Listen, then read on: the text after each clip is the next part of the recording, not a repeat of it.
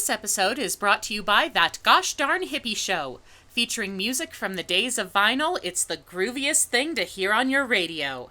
Greetings, mortals. Welcome to another session of the Infernal Court in Musical Hell. I'm Diva, your judge, jury, executioner, and muckraking journalist. It is the ironic fate of things which were once considered progressive to be themselves outstripped by progress. What was once considered cutting-edge and daring eventually becomes trite or backwards in retrospect. This is not always a terrible thing. It is the nature of art and the values it represents to be constantly changing, and truly good works can continue to be valued for their timeless elements or their role in innovation, even if that innovation goes on to pass them by. Others, like our next offender, the best little whorehouse in Texas, just don't age that well. In the midst of the sexual revolution, the Carol Hall, Larry L. King, and Peter Masterson musical based on the Chicken Ranch, a real-life Texas brothel that operated for nearly 70 years until pressure from local media and politicians forced it to close, must have felt like a bold challenge to traditional attitudes towards sexuality and sex workers. Looking at it today, though, it's hard not to notice that Best Little Whorehouse tries to make its Chicken Ranch palatable to mainstream audiences by making everything about it as heteronormative as possible. And the 1982 movie adaptation only serves to magnify these problems. So, let's examine the case of the Best Little Whorehouse in Texas. Lord of Darkness, have mercy on our souls.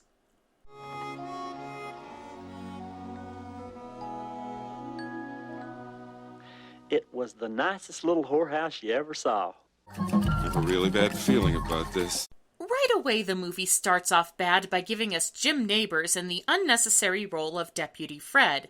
He narrates some backstory, but then he hangs around the movie with nothing better to do than interrupt Dolly Parton and Burt Reynolds before they can get too frisky. Well, I wonder who that is. So, here's what you need to know about the titular establishment. It was originally run by a Miss Woola Jean, who ran a real tight ship and always provided warm welcomes for returning servicemen. The brothel ran quite successfully through the years, with the only tough times coming during the Great Depression when the Chicken Ranch started accepting poultry in exchange for sex, hence the name. But then Woola Jean passed on and left the Chicken Ranch to her protege, Mona Stangley, who enters the movie like a porn parody version of Dolly Levi. It's just a little bitty pissant country place. Ain't nothing much to see. If you don't think too much about which of Mona's customers might be underage or married or running on family values tickets, her business is downright respectable. Her employees are held to a strict code of conduct, no swearing, no gum chewing, no tattoos, and apparently you need to wear your lingerie at the breakfast table. She also makes sure they get regular checkups and keeps them away from pimps and gives back to the community on the regular. On the whole, it's easy to see why she has no trouble in the town of Gilbert, even if it weren't for the fact that she's also stupping the local sheriff. Hot damn. Makes me feel real sexy. Next time my supervisors tell me I'm not being evil enough, I will remind them that the next time each and every one of you is cuddling up to your loved one, getting ready for a little romance, that is the image that will pop into your head. This is Sheriff Ed Earl Dodd, and he's sin number 2 for being a smug, vain dude bro whose only claim to appeal is that it's 1982 and he's played by Burt Reynolds. Half of his conversations with Mona make you wonder why she, of all people, can't do better. Ed Earl, I paid $20 for these plus postage, and I want you to wear them. Oh, you paid $20 for these? Yes. Well, you got screwed. But the scenes of Mona and Ed Earl's love life are only part of the problem. It's also what was left out to make room for it. See, in the stage version, we're introduced to Miss Mona's establishment by two women who go there to seek employment. Angel, the more experienced of the pair, is a career working girl who has a child currently being raised by her mother and who she doesn't get to see as often as she likes, a situation which Mona is rather sympathetic to. Shy, as her name suggests, is exactly the sort of person you would not expect in this line of work, but she's running away from a sexually abusive father and will do literally anything before she goes back to that. Mona again provides a sympathetic ear and helps Shy regain a measure of the sexual autonomy that was taken from her. Shy and Angel are important because they provide a human face and dimension to the Chicken Ranch girls, demonstrating that they have minds and hearts and an existence beyond the service they provide. Without them, the vast majority of the women in this movie are reduced to being eye candy. And Mona and Ed Earl's meandering conversations are a pretty poor substitute for the character development. I saw a picture once. Them fellers from, that's supposed to be from up there, fly around. Tiny little fellers. Bald-headed, little feet, little hands. Got no peckers. It's like the Southern Hick version of Clerks. It's even worse when they sing together. Well, I like beer and rodeos, detective books and dominoes, football games and Cheerios, and sneaking around with you. Dolly Parton really needs to stop doing these musicals with men who can't keep up with her vocally. The powers that be did have the sense to keep Burt Reynolds singing to a minimum in this. His only solo was left on the cutting room floor, but it's still worth a sin. Oh yeah, the plot. So the mayor of Gilbert gets word that Melvin P. Thorpe, a sensationalist consumer advocate reporter, is planning to do an expose on the chicken ranch. Since the negative publicity could spill over to the town itself, he asks Ed Earl to head over to Houston to get the television host to lay off. Sheriff Ed Earl Dodd, they told me you were here. Come on in. And our antagonist is played by Dom DeLuise. Oh, there goes my last lingering shred of confidence in this film. Thorpe has an absurdly large picture of himself plastered on his dressing room wall and uses ridiculous amounts of padding and corsetry under his clothes, so the movie's not even trying to be subtle about who we're supposed to be rooting for here. I wouldn't be surprised if your granddaddy took your daddy out there to learn about the birds and the bees. I'm from New Jersey. Because the hypocrisy and self-aggrandizement were bad enough, but being a Yankee? Well, that's completely unforgivable. Despite Ed Earl's attempts to explain that the chicken ranch is beneficial to the community, particularly the part of it that really wants to get its rocks off, Thorpe goes ahead with his song and dance expose on what I swear is the old shock treatment set. Bodies close together, arms and legs all rearranged, and the sheriff does not close it down. That's very strange. If this is the kind of show he puts on, I'm surprised he's not filling the 3 a.m. public access spot. But his audience is enthralled, possibly because they don't have cable yet. Ed Earl is worried, but Mona is convinced the whole thing will blow over. But we're gonna beat this thing. I ain't worried about it. You know why? Because I trust you. See, Mona, that was your first mistake. Deputy Interruptus pops up again to explain that Thorpe has arrived in town and has set up shop right outside the Gilbert courthouse. Despite Mona's pleas not to do anything stupid, Ed Earl rushes off to confront Thorpe, who's right in the middle of doing his best Harold Hill. Good people of Gilbert, may I have your attention, please? I would like to speak to you about a matter of great importance and concern. Hey, I never said it was a good Harold Hill, just the best that he had. Ed Earl shows up and pretty much instantly makes things worse. You ain't the law around here, and I am. So don't be telling me what my goddamn job is, or I'll whip your butt so bad it'll look like the stripes on a barber pole. This would probably be a good time to talk about sin number 5, the movie's double standards. Most of what we see of Ed Earl is that he's a loudmouth blowhard who only knows how to solve things with his fist and his gun. But we're supposed to root for him over the other loudmouth blowhards of this movie because he's a rugged good old boy and they're city slicker politicians or sniveling Yankee cowards. Yeah? We're perfectly within the law. As a newsman, I have First Amendment protection. There's also a bit of a double standard when it comes to sexuality. It's not quite as bad as it is in the stage production, where Mona forbids anything kinkier than pure vanilla and threatens to toss out any of her staff who get caught in bed with another girl, but you still can't help but notice that the sex it wants to portray as healthy and normal is mostly a guy thing.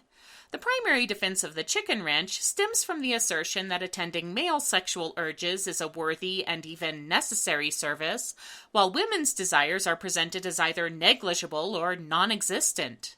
So you take a lot of young boys, and they're going to be out there looking for women. If they can't find them, they'll rape them. And if they don't do that, they'll run to other Yes, women and get disease. they actually went there. Thorpe's camera crew catches Ed Earl's outburst, so now in addition to slut-shaming the entire chicken ranch, he's questioning the good sheriff's fitness for law enforcement, which I've honestly been doing for the past hour. Ed Earl, that man has made a fool out of you. Don't need any help from me, sir. That's right.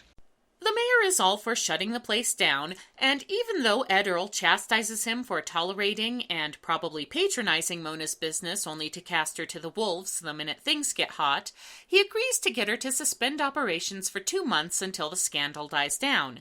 Mona, savvy entrepreneur that she is, objects to this because she can't very well support her staff for 2 months with no income. Well, I didn't know that son of a bitch was going to make an idiot out of me. I don't know anything about that electronic bullshit. How was I supposed to handle that situation? If Ed Earl's excuse is that he doesn't understand how television works, he might not be equipped to handle this situation. Since his secret dream is to run for the state legislature, he might want to brush up on that subject.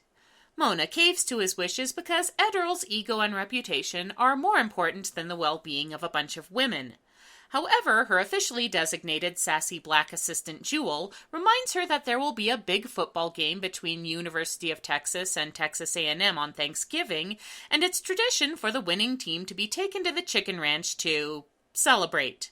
Mona decides that one little private party can't hurt, so she and her girls get ready to receive the Aggies when they win the inevitable down-to-the-wire matchup.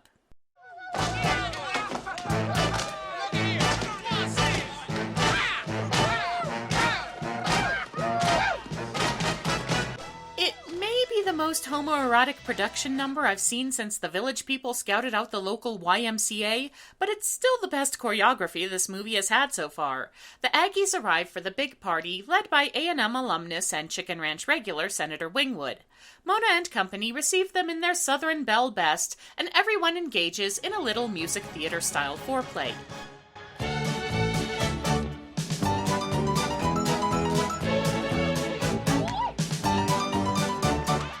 With everyone paired up, Mona turns out the lights. Unfortunately, Thorpe and his crew have snuck in for a little ambush, and everything goes into yakety-sax mode.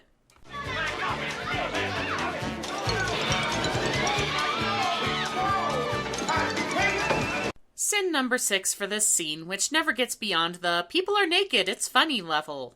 Thorpe makes a clean getaway, Ed Earl blames Mona for going back on her word to him, and Mona blames Ed Earl for not protecting her like the big alpha male he desperately wants to be. 'Cause you ain't never gonna be no more than you are right now. A chicken shit sheriff in a chicken shit town. You may be right.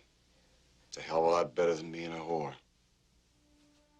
Never fall in love with a woman who sells herself. It always ends bad! After those harsh words, Ed Earl goes to wander through the countryside and feels sorry for himself because clearly he's the wronged party here. The ensuing wave of publicity makes business at the chicken ranch impossible, and the rest of the town of Gilbert is feeling the pinch as well. Ed Earl decides it's time to take Mona's case directly to the governor, which he discusses with his other side piece, Dotsy May. Oh yeah, did I mention he's exploiting another woman for domestic labor the whole time he's banging Mona? Our hero, ladies and gentlemen! Ed Earl arrives in Austin just as the governor puts in his first appearance since the chicken ranch scandal broke. And hey kids, it's Doc Hopper! Frog legs are fine. Hopper's is the place you should die. So yeah, the governor is a bloviating idiot, which seems to be a prerequisite for higher office these days. But he does provide this movie with its saving grace, the sidestep. Fellow Texans, I'm for progress and the flag, long may it fly. Not everything about the best little whorehouse in Texas has aged well, but the slick politician who talks a great deal without actually saying or promising anything is pretty timeless. And Charles Durning is having the time of his life in one of those roles where you just have to show up, do a show-stopping number, and then quietly wait out the rest of the story. About the only thing wrong with this number is that the reporters insist on explaining the joke. What the hell did he say? Same as usual, not a damn thing. Ed Earl's case for the chicken ranch falls on deaf ears as the governor is ruled entirely by poll numbers and they're slightly in favor of shutting the place down. Worse, Ed Earl is the one who has to deliver the official cease and desist. But he does get to snatch Thorpe's wig and punch him in the face, so yay to that, I guess. Nevertheless, we are well into sin number 7, the drawn-out and uneven ending. You might not expect it from something called The Best Little Whorehouse in Texas, but it is really a downer of a show. The wealthy and powerful men who benefited from the chicken ranch's services get away scot-free, while Mona and her girls take all the blame and are scattered to the winds, and whatever situation they end up in is almost certain to be worse than the one they're leaving. And while the movie does acknowledge this with the bittersweet hard candy Christmas, it's a bit late to try and make us feel sorry for characters it's pretty much ignored from the neck up so far. I'll be fine and dandy. Lord, it's like a hard candy Christmas. Even worse, the movie tries to force a happy ending out of all this, with Deputy Fred coming in to explain that Ed Earl eventually won his bid for state legislature, allowing Fred to succeed him as sheriff. Ed Earl even drops by the chicken ranch right before Mona leaves to beg her to marry him, a proposal she refuses, knowing that having a former prostitute for a wife would jeopardize his political ambitions. If I should stay, well, I would only be in your way. Your ears do not deceive you. That is I Will Always Love You, made famous by Whitney Houston's cover for The Bodyguard. And now you know the rest of the story. It's a tender, bittersweet moment that is not allowed to stand, as Ed Earl refuses to take no for an answer and starts throwing Mona's luggage into his pickup. Which is not creepy or controlling in any way whatsoever. But the movie insists it's a good ending, as everyone gets what they wanted in the end. Except for the unemployed Chicken Ranch girls, but the movie hasn't been interested in them the entire movie, so why should we be? So come back now, you hear?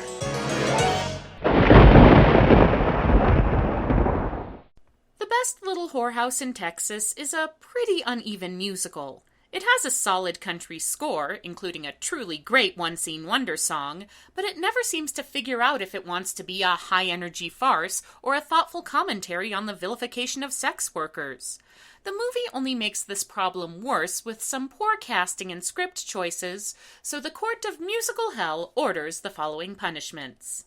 For being an unnecessary and annoying intrusion, we condemn Deputy Fred to be stuck on a long bus ride with the narrator from The Pebble and the Penguin. For being a smug wannabe rugged lawman who causes at least as much problems as he solves, we condemn Ed Earl Dodd to his inevitable fate of shooting his own privates off. Finally, for reducing what should have been a major focal point of the film to mere eye candy, we condemn Colin Higgins to be trapped in the lowest Reddit forums known to man. So let it be recorded. This session of the Infernal Court in Musical Hell is now adjourned.